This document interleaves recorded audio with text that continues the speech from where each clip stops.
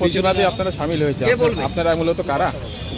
আমরা বিএসএনএল এর পরিবার থেকে সবাই এসেছি, একত্রিত হয়েছে।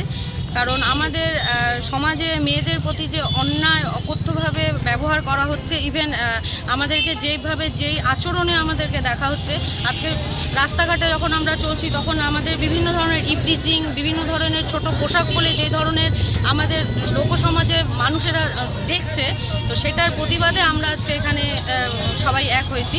কারণ আজকে আর্যিকর যেই ঘটনাটা ঘটেছে সেটা যেন ঘরে ঘরে না ঘটে, কারণ প্রত্যেকটা ঘরে মা, বোন, দিদি সবাই আছে। যারা এই সমস্ত নোংরা কাজ করছে তারও বাড়িতে বাবা, বোন, মা সবাই আছে।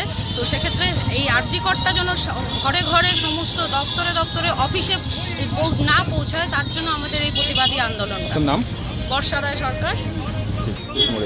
আর্যিকরের যে নৃশংস হত্যার প্রতিবাদে খুন এবং যে হত্যা করা হয়েছে তার সেই বিচারের দাবিতে সুনিশ্চিত করতে হবে। সারা রাজ্য, সারা পৃথিবী জুড়ে এই আন্দোলন চলছে। আমরা চাই এর প্রকৃত বিচার, যাতে সঠিক বিচার হয় এবং তার সাথে সাথে নারীদের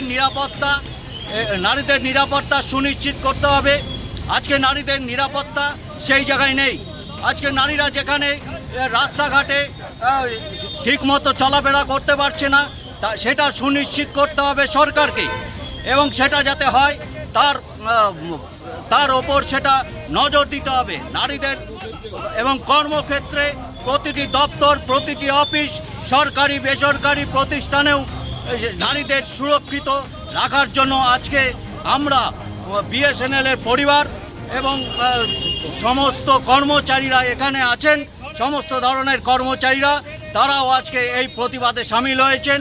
আমরা চাই এর বিচার সুষ্ঠু করে এবং সঠিক তদন্ত যাতে হয়, সেই দিকে আমরা আশা রাখছি।